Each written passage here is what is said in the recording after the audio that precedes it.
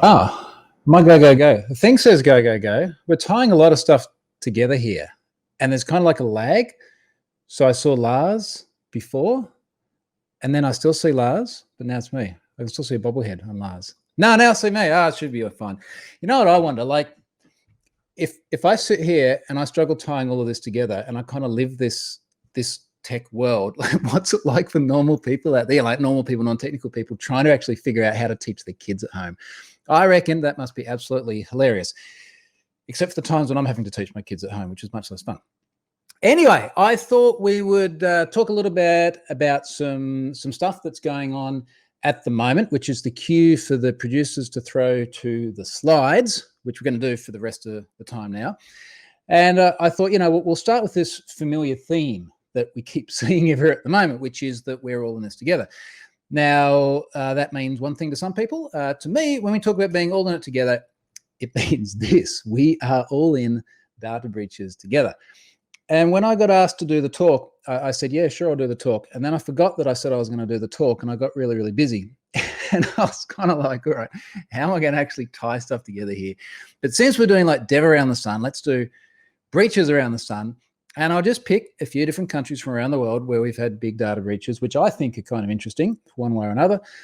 And we'll talk about them. And as I understand it, as we're sort of sticky taping this whole thing together, some of you will ask some questions and maybe I'll answer those and maybe look at my thing. Anyway, put it in the channel, and if we have time, we'll get to questions as well. So starting around the sun, let's start here in Australia.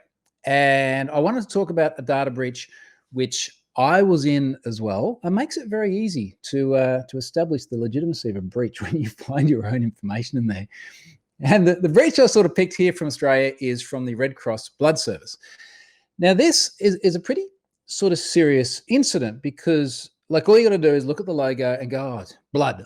Like, this is health-related data. And in the sort of spectrum of the sensitivity of various bits of information that we have, as soon as we get to health, it's like kind of, up there where we need to take it quite seriously. So a few years ago, I had someone pop out to me on Twitter. And I knew it was a hacker because he obviously has a hoodie on here. And he popped up and he said, hi, I got the donate blood, HTTP address, come on, please. Where's the secure?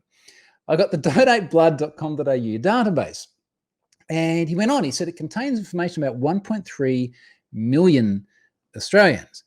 Now, he was kind of half right. There are about 1.3 million records in there and about 550,000 Australians. And what we actually discovered as we sort of unraveled this whole thing is that every time you donate blood, you get a record, hence the 1.3 million records, because on average people donate blood like 2 and a bit times. Now, here's what's in there. And when you have a look at this data, you sort of start reading through it and first name, last name, big deal, same old stuff. Gender, okay, most of you probably think gender is kind of obvious for most people, but it is usually considered sensitive information. It's something personal. You might not always want to share that. And then as we go down, we get down to blood type. And now it's like, okay, well, blood type is actually health data. I don't know what a hacker does if they get my blood type. And if I'm honest, I don't even know my own blood type. I know it's one of the common ones. And I guess if I have a crash, people will figure it out and give me the right blood. But anyway, that was in there as well. And it starts to feel very sensitive. Anyway, so the guy says, does not contain passwords. So he doesn't know if I want this. This is obviously for have I been pwned? And yeah, just to be clear, like have I been pwned, as soon as there's email addresses, it's relevant because that big search box on the front page takes an email address. If there were passwords, either with this or just as a separate password list, I could put it in the pwned passwords thing. But for the most part, yeah, I just need email addresses. So I go back to the guy and I was curious because I had donated blood in the past. So I said, look, I'd be interested in this. Maybe I'm in there. Make verification easier. And he goes, yeah, you are. Here's your data. Now, I wasn't real happy about this. And in preparing the slides today, I did ask the question about how honest can I be in expressing some of the discussions that may have been had through the process of these data breaches.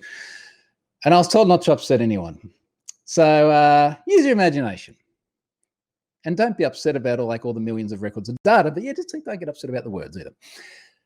Moving on. So I was in there, and what was curious here is the guy said, look, he was just scanning IPs, and that's how he found it. And what this particular guy was doing is he was just scanning through the IPv4 address range, like literally knocking on port 80 of each IP address and going, is anybody there? And if you are there, are you returning a response? It's a directory listing.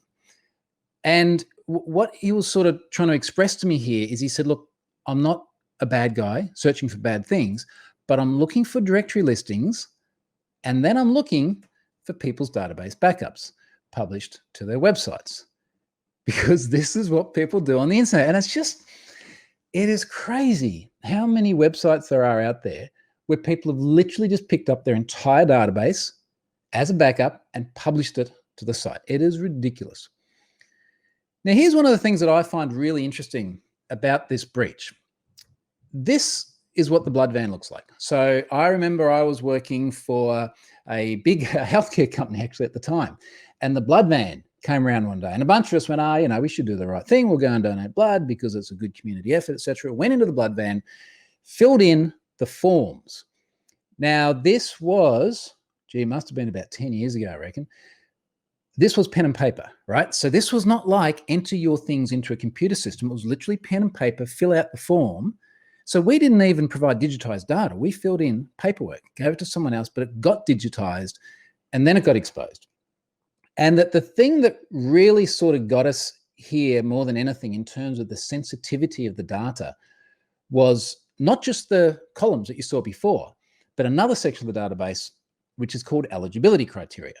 Because to donate blood, you need to meet certain criteria.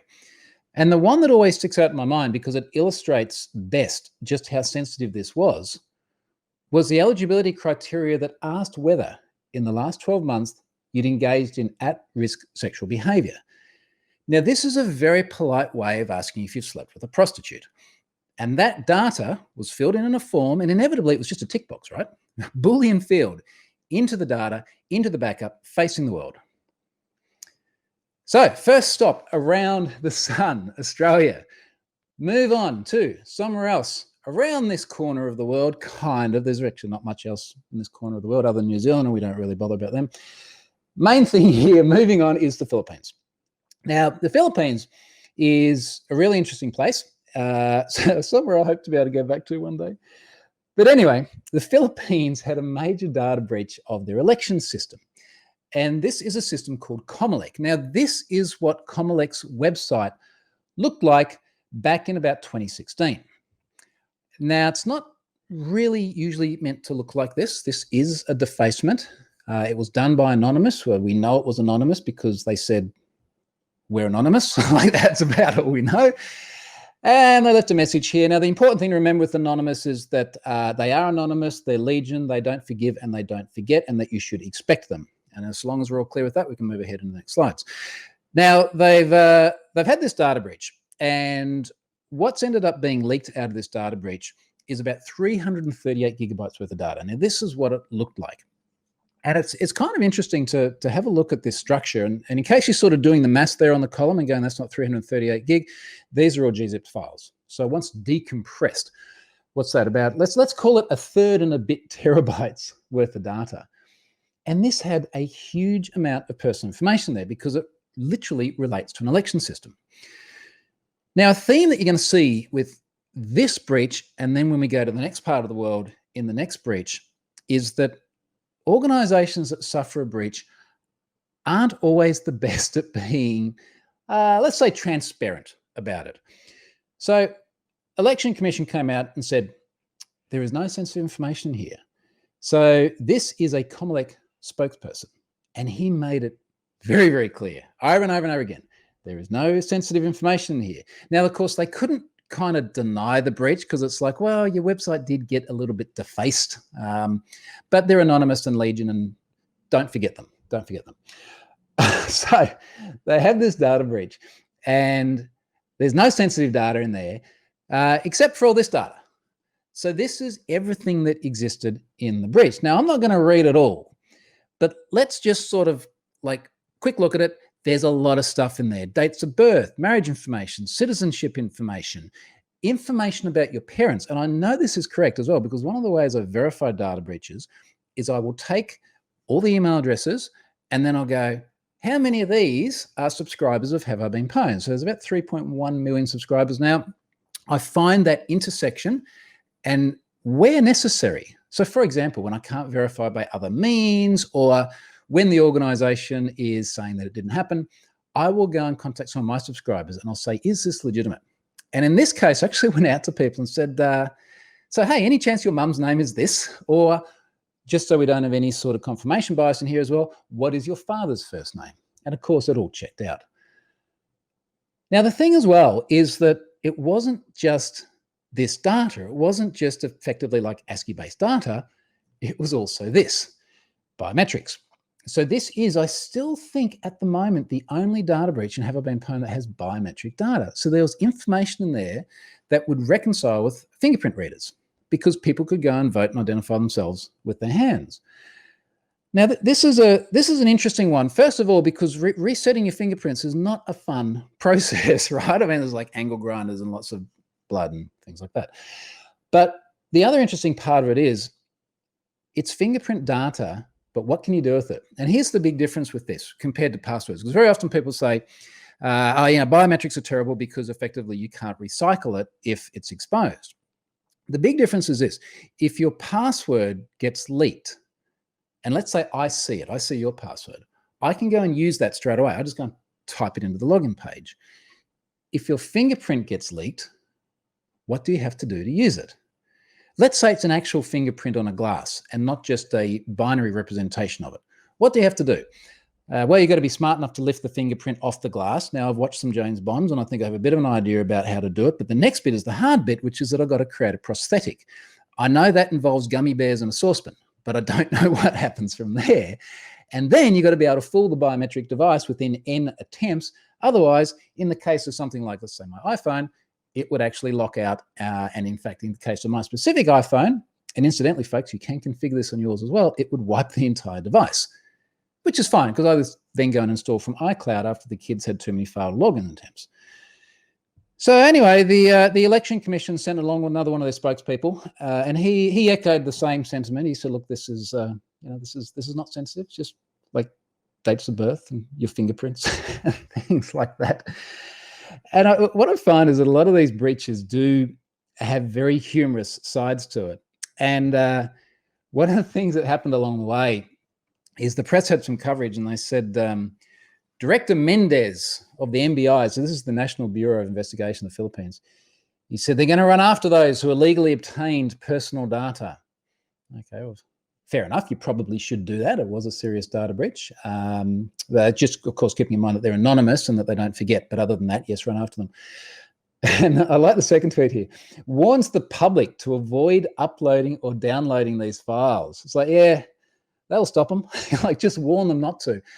And the kicker here was apparently the government themselves not so good at not redistributing the data. So they were actually joining in on the torrent and seeding, and the data flooded into other places. Now, there's an interesting wrap up to this, which I only realized when I prepared for this talk at the last minute, which is that I sort of covered this at the time, put it in Have I Been Pwned, and then I go on to the next breach or 100 or whatever else it may be. And they did actually catch the guy responsible. And he's this guy here. Now, not anonymous, but does wear a hoodie, so that is clearly suspect. Now, what I didn't realize is that this guy has done many things before. He has had other roles. In fact, he's been in Star Wars. He was a Jawa in Star Wars, believe it or not. So it was a Jawa in Star Wars who was responsible for the data breach of the Philippines collection data, which was not sensitive other than all the bits that were sensitive are no longer anonymous. There you go. Didn't expect to learn that today, did you? All right, one more. Let's talk about South Africa. Now, South Africa had a really sizable data breach back in 2017. And what often happens when there's a breach is that it's not always quite clear what it is or where it's come from. Now, I put out this tweet because I had managed to establish that it was South African data. And I knew it was South African data because it had a lot of information about South Africa in there. Not too hard to establish when something's sort of regionally located where the origin is. So this all came from South Africa. And in fact, I remember I was just looking at the geotag here. I was down in Melbourne, down towards Lars's Way. And this is like the sad state of my life where I was like, I had a night in a hotel room, I was bored, and I just went, let's just start going back and processing hundreds of gigabytes worth of data that's sitting there waiting for someone to look at. So anyway, let's have a look at what's in here. It's only this. So this is the create statement for the MySQL database backup, which was exposed. And very often data breaches are a MySQL backup. Now you can see here there's a lot of data. What have we got? Surname, genders again, age groups, population groups. We'll drill down into this a little bit more in a moment. But one of the things in here that was particularly interesting was that it has identifiers. Now these identifiers aren't just like seeded auto-incrementing values. These identifiers are actually South African ID numbers. Now, South African ID numbers adhere to a very specific standard, which is what you see on the screen at the moment. So they comprise of different logical components that represent your date of birth, your gender.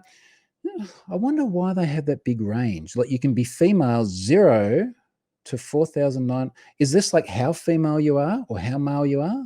Why isn't this just like a 1? Oh, no, you can't say 1 or a 0. Maybe it should be like a 1 or a 0 and under 2. Anyway, I'm going down a rabbit hole here. I don't know why they need so many bytes in order to represent gender. Now, next bit, citizenship as well. And then the last bit is a checksum to make sure that everything before that is valid. You know, that's fine. Not a problem there. But the point is that these ID numbers are quite important. And a little bit like social security numbers in the US, and incidentally, we can never lose any of these in Australia because we just don't have them. Like we have tax file numbers and they're kind of useful some of the time, but they're not like identity verification data. So a whole bunch of data in there. And once I actually restored this back into a MySQL database, which normally I don't need to. Like normally I just extract email addresses out and I can just regex them out of a file like this, job done. But in this particular case, I wanted to restore it so that I could query the data because it is relational. It does actually have indexes and things like that on it to make it a bit easier to query. And I found things like this, 66 million records. So the average size data breach, and have I been pwned? Someone could probably do the maths. There's an API that gives you all of this metadata. But on average, I'd say a data breach is somewhere around the hundreds of thousands to the million range. So once something starts getting into tens of millions, that is a large data breach. So 66 million people. And I started sort of just refining this query a little bit because I'm still trying to figure out what it is. And I discovered that most of the people in there were alive. Good news for them. Over 9 million of them were dead. So not such good news for them. So we've got this database of 66 million people, of which about 15% of them have already died.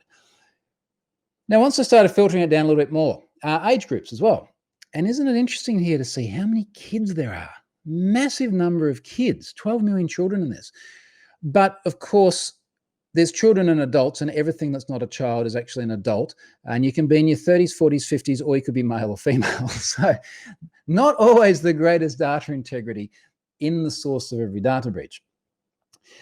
Now, this was also curious as well because South Africa has 59 million people.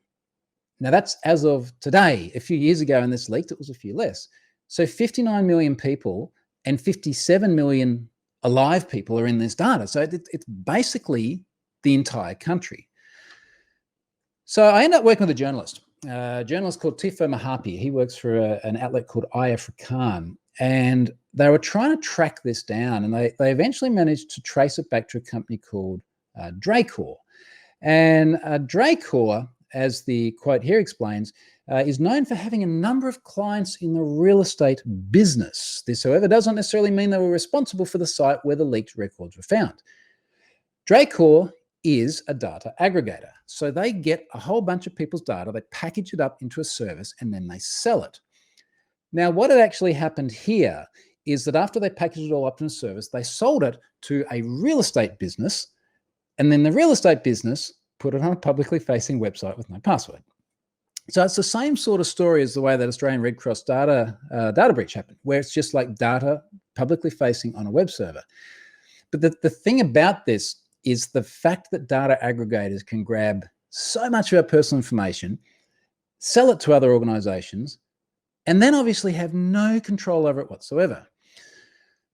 Now, when I was preparing for this and I was reading back through the news, I found that actually quoted me somewhere here, and I got told to censor that word as well. But I was actually quite impressed that they took such a candid statement from me. And for those of you not from Australia, we are normally pretty honest and direct about these things. So that was kind of fun to go back and see that and actually see that quote come through so literal. I don't think I knew that at the time. So anyway, Dracor sent one of their spokespeople out to talk about the fact that the data didn't come from them. And of course, what they're actually saying here was that it wasn't their system that was breached. They just got all of these South Africans' data and then they sold it to someone else. And then those guys were breached. So basically it means that Dracor themselves are okay. Now, in preparation for this, I thought, I'll go to Dracor's website and I'll get like some of the quotes about their business model, and it will all be about how we sort of enhance optimisms of scale and all this other stuff that usually comes from the bullshit generator. Real thing too, Google it. I don't know if I was meant to censor that one, sorry. Anyway, Google it, you'll figure it out.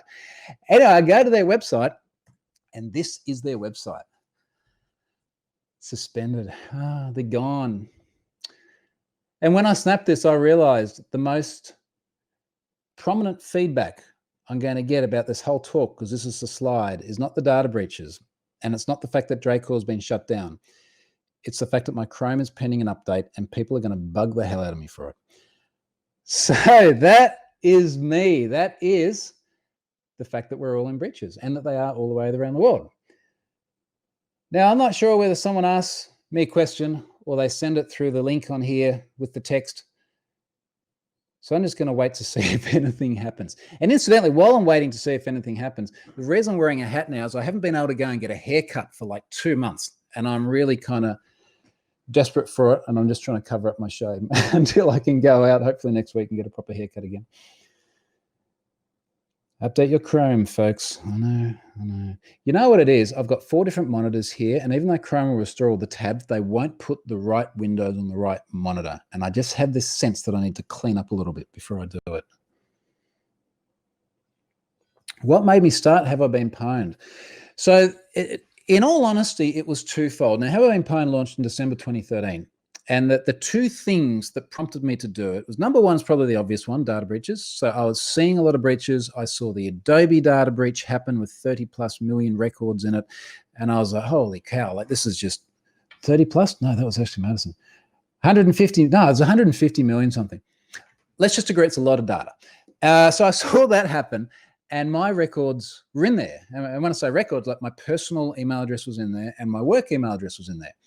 And incidentally, I had never signed up to Adobe, but because I was a Macromedia Dreamweaver user, long live Macromedia Dreamweaver, and Adobe bought Macromedia, my data flowed to them, therefore it then flowed up to the web. And I thought, look, if I didn't know that my data was in there, how many other people will be out there who didn't know either? So I went, okay, I'll just whack it all in a database and we're good to go. The second bit though is, in my job at the time, I was really trying to push the organization towards the cloud. So again, like think about the era here. This is now almost 7 years ago. And I was really trying to drive them, not just to the cloud, but I wanted to drive to Azure and I wanted to drive specifically to PaaS. And I had become an architect, which is always an air quote thing because God knows what it actually means. I think I did diagrams, stuff like that. And I wasn't coding and I wanted to do stuff. I wanted to actually write code and I wanted to demonstrate the technology. So this was a great example because there was so much data in there. I was like, hey, I can do this one thing, which is the project, but I can also do it with a real world cloud service and actually figure out how the thing works. So they are the motives. How cautious have you had to be when it comes to verifying leaks that are presented to you?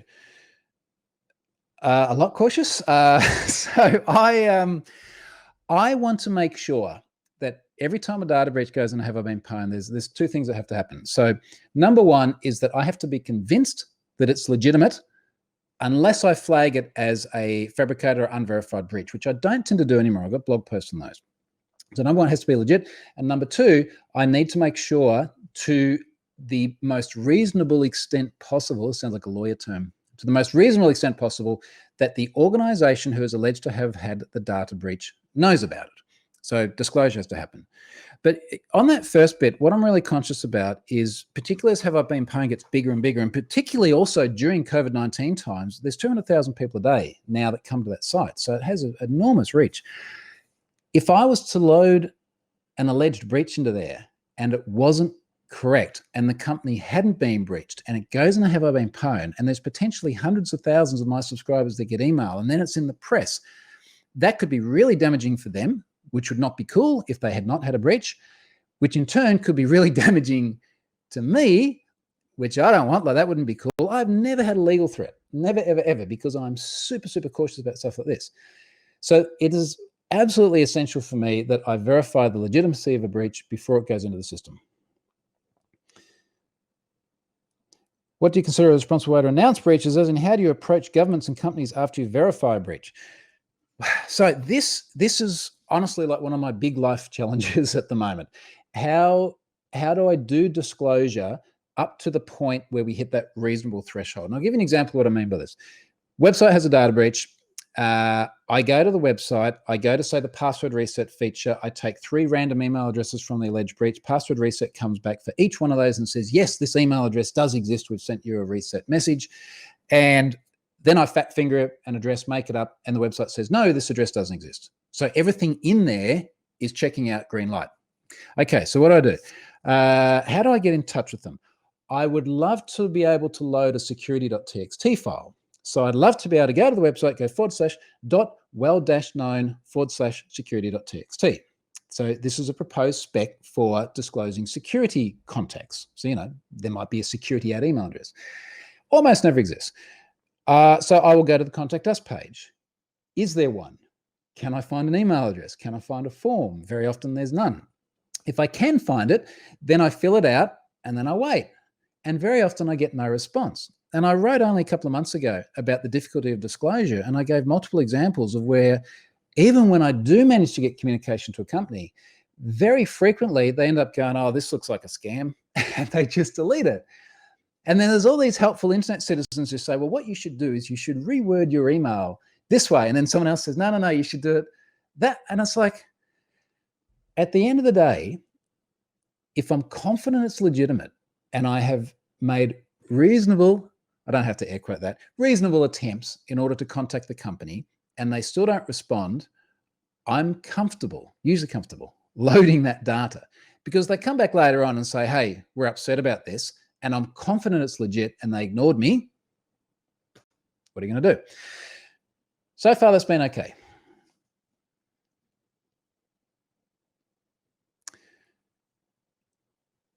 Are we out of questions? Never heard of well-known security text from David Wingler. Yes, it is awesome. It is super, super cool. And the most cool thing about it is that it's free, right? So think about all the things out there you can spend money on with your security dollar. This is a text file. You upload it to your website. If you want to check some out, you can check out Have I Been Pwned /well-known/security.txt. It's on my blog as well. Or check out some big ones. Dropbox has got one. BBC's got one. Pretty much every Google asset has got one. You can have information in there like your public key if you like people to encrypt their communications. You can have hiring information in there. You can have comments to put whatever you want. So think about it. It's almost like a robots.txt, but intended to face people like me. Of course, Have I Been Pwned as one. There we go. Cool. Thank you for sharing that link. The Hugo Doll.